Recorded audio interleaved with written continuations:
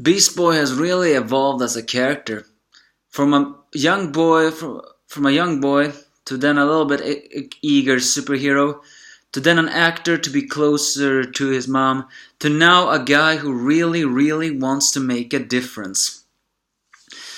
And yet, why does he have to be voiced by the same guy who voiced him in Teen Titans? Don't get me wrong, I know that guy is a good voice actor. I just felt it felt a little bit dull that someone who has already voiced Beast Boy voiced him again. But yes, you can definitely notice that he voices Beast Boy differently here, more serious.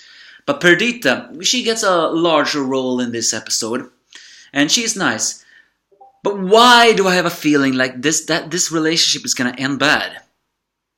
Because after all, we cannot forget Terra. She still doesn't play a major role, but in many of the comics, Beast Boy was having a crush on Terra, and Terra broke his heart. But that's a story for another day. Young Justice, Angry Anime Fan, the Despair Reviewer here. Young Justice of Outsiders' Illusion of Control.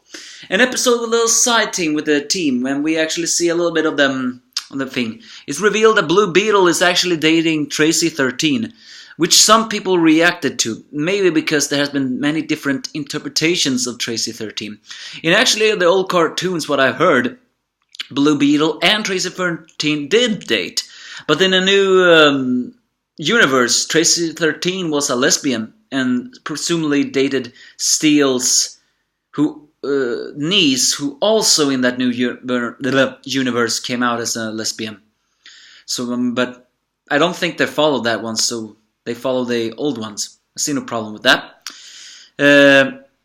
But also is the fact that Static, who also has an episode here, really wants a girlfriend. Yeah, he's a cool dude. He deserves that girlfriend. And Eduardo plays a role in this one, as he has brought all the meta kids to a little bit of amusement park with some of the kids, including Beast Boys and everything else, in order to, well, have a good time. But he also noticed how much he fails to make a difference. And Beast Boy is pretty adamant of wanting to find a way to make a difference. Not trying to hide who they are, but if they can adjust that metahuman can become like heroes and stand up for themselves. But I do feel like Beast Boy's little declaration about being like that, you know, is a little bit reckless for the matter. Mostly because, what's that word? Sorry, I lost my thoughts. Mostly because he is living a little bit in the dream. It's not that he's a naive kid. He is actually a teenager now, and he is more wise than you actually care to him to be. He wants to make a difference, and you should never really talk down on a man who wants to make a difference. It's just, however, that he doesn't seem to realize the political game that's at stake here. And I have a feeling it's not going to end good for him. Not to mention that Perdita is actually someone who's frequently targeted.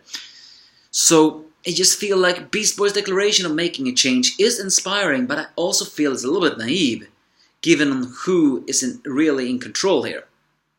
But things takes a little turn for the worse when suddenly Kent Vertigo and his henchman, who's called henchman, appears. But then it turns out that they are not members of that. They're actually Onslaught, who, by the way, I actually didn't pay any attention to that, but it turns out that Queen Bee's enforcers now have a team name, the Onslaught. Simon and Devastation appears here, having pulled distractions to take out Perdita in Count Vertigo and the other style, in order for the Onslaught to try to kidnap back the metahuman kids who are also on this thing to have a good time. I'm still worried about the villainy. In the end, the team managed to save them. But yes, it turns out that even the Terror Twins have a father box. That's a dangerous tool. Apocalyptic is playing more and more a theme here. But luckily, the team wins this one. Or should we call them the team? As they save the metahumans, and in the end hold a press conference on them being there. As Perdita is heard that Beast Boy is quite a man. Earlier in this episode, another one even said that Perdita is quite a girl. They are there for each other. And it seems like they really do care for each other. Oh, and by the way, I actually discovered this week that Queen Perdita is not voiced by Ariel Winter, but by Hayden Winch, who also was in Teen Titans, although she voiced Starfire there. Teen Titans reunion. You know, it would have been so ironic if it turns out that who would voice Perdita would have been, the girl who voiced Gwen Tennyson and Terra in Teen Titans. I mean, Gwen Tennyson in Ben 10 and Terra in Teen Titans, because those two voice actors have been noted to be in relationships in a lot of times. It would have been ironic if it turns out it would have been her. But no, it's Hayden Winch this time. And even Static even fails to impress a girlfriend as he reveals he really won a girlfriend. Yeah, he deserves one.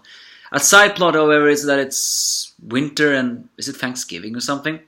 And Forger is trying to befriend Victor Stone and trying to make him be a little bit of the team. But he still has trouble accepting who he is and feeling like he doesn't belong there. But Forger is a nice guy. He doesn't give up, and he also encourages, even by saying that he is different, but they are accepting him.